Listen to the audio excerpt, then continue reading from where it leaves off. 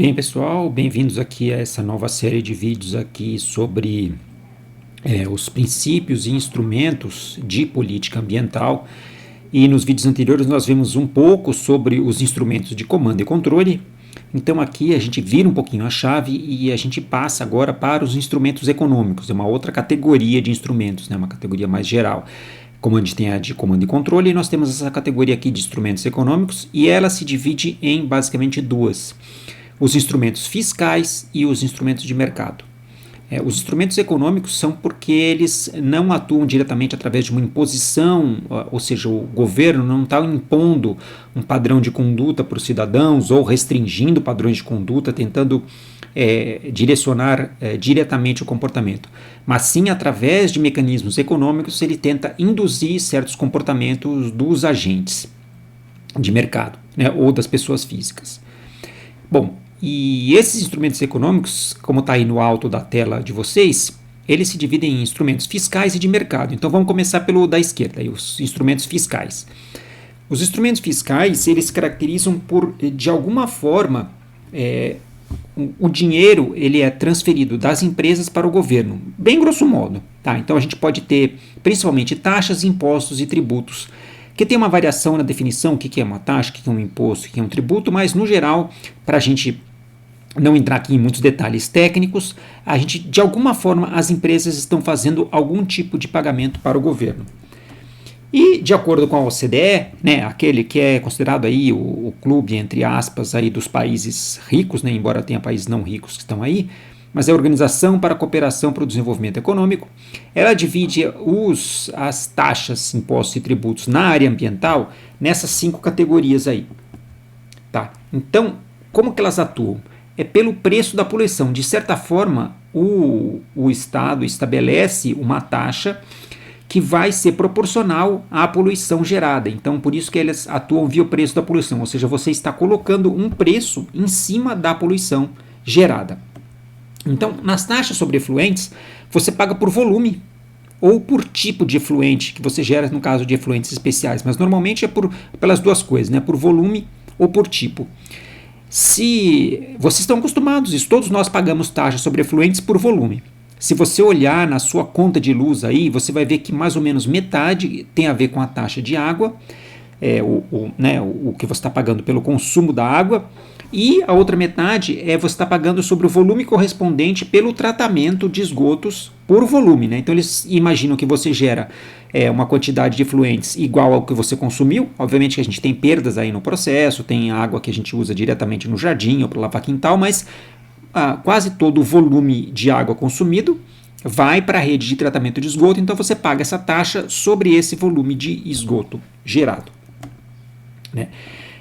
No Brasil nós temos uma experiência mais específica na bacia do Rio Paraíba do Sul, que tem um dos comitês de bacia hidrográfica mais atuantes que existem, né? Sugiro até dar uma entradinha no site aí desse comitê de bacia, onde as empresas pagam pelo volume de efluentes que elas jogam em acordo também com o tipo de efluente, ou seja, se é um efluente mais ou menos poluente, tem um cálculo que considera quanto de água limpa vai ser necessário para diluir aquele efluente para que ele não tenha mais um efeito poluente.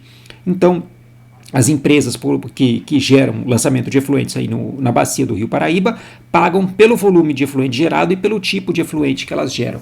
Tá? Então, é uma experiência mais macro, onde a gente não está falando de uma taxa de tratamento de esgoto. Né? No caso, no nosso não é uma cobrança direta, né? Mas a gente tem essa experiência bem específica aí da taxa sobre efluentes da bacia do Rio Paraíba do Sul. Né? E aqui eu peguei uma divisão aí de quanto se paga por metro cúbico pela captação, consumo e o lançamento em determinada carga orgânica. Né? A taxa sobre o usuário, às vezes pode ser uma tarifa fixa ou não, né? Então a gente está vendo aí em alguns sistemas de tratamento de esgoto, o usuário final do serviço ele é taxado, e no caso é uma mistura de uma taxa sobre efluente e uma taxa sobre o usuário, porque é o usuário final que paga e não a gente está falando não de empresas ou geradoras. Eu peguei exemplo aí de contas de água e esgoto diferentes das que a gente está acostumado por aí, mas que também é baseado no volume, mas é o usuário que paga essa taxa.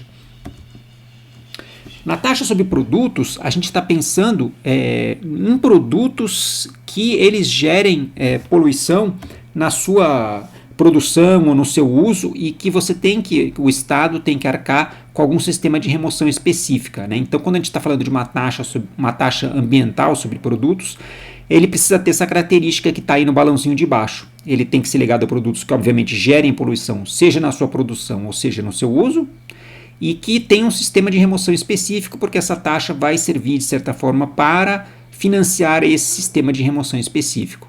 Então, a gente tem, no caso, a CID, que é um imposto que incide, com perdão do trocadilho aí, sobre derivados de petróleo e sobre álcool, e sobre derivados de petróleo, minto, e que os recursos vão ser usados para, não temos um sistema de remoção específico, mas para melhorias ambientais, como está aí destacado, relacionados com os impactos ambientais dessa indústria do petróleo e gás.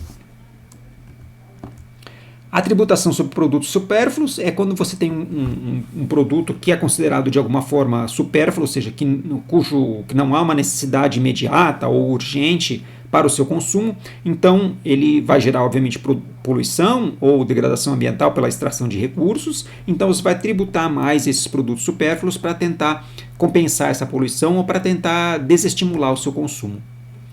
E as alíquotas diferenciadas é no caso que a gente pode fazer uma das duas coisas, ou a gente diminuir o imposto ou alguma taxa, tarifa de produtos considerados verdes, ou seja, produtos que gerem menos impacto, ou nós podemos aumentar a alíquota de imposto de produtos considerados sujos, entre aspas, produtos mais poluentes. Ou nós podemos ter as duas coisas, né? Então esses são os 5 tipos de tarifas que existem, e agora não, né, no próximo vídeo, então o pessoal vai fazer uma paradinha aí também de novo para tomar café, ou dar uma descansada, ou dar uma olhadinha na sua série favorita aí, e voltar para o próximo vídeo, onde a gente vai falar de outra categoria de instrumentos fiscais, que são os subsídios.